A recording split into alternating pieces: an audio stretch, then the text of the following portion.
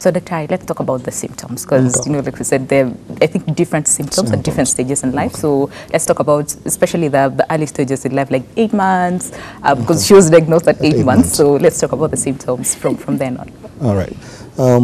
Thank you very much. I think one of the biggest problems in diagnosing sickle cell disease is the indices of suspicion. Yeah, and as long as somebody there's endemicity in sickle cell disease, meaning it's more prevalent in certain areas than certain areas. Certain areas, okay. So that aspect of suspicion really comes in handy when you're trying to actually diagnose. So just to get into the symptoms very early on in life, one of the first things you notice at about 3 to 6 months of life is irritability. Yes. Yeah? And this is where the baby is literally unconsolable. Yeah? There is crying that there's literally nothing you can do about it. So tentatively what happens is then the parents start seeking medical care from then on. And if there's this high index of suspicion, then the tests can be done. As she said, it's one test that can be done. However, what normally happens, other symptoms include dactylitis, which is simply swelling of the fingers in babies.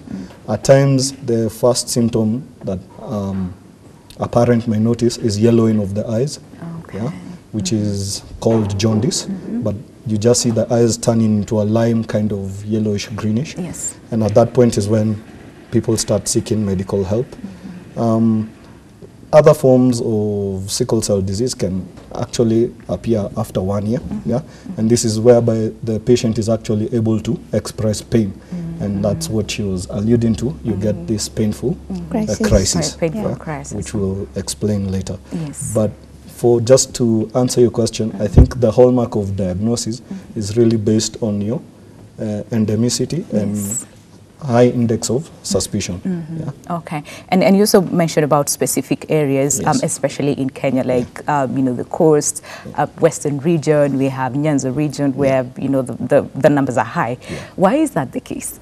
Okay, basically from the pathophysiology of the disease or the nature of the disease, it is hereditary. Yes. Meaning it is passed on from parents to children and generation to generation.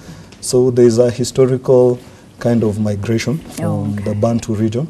And if you check in some studies, then this trait was localized in parts of Western Kenya, and then you have Cameroon and Senegal, and then you have Asia and parts of India. Yes. As to the specific reasons why, then probably that is still a matter of study. Okay. However, the patterns of genealogy as such. All right.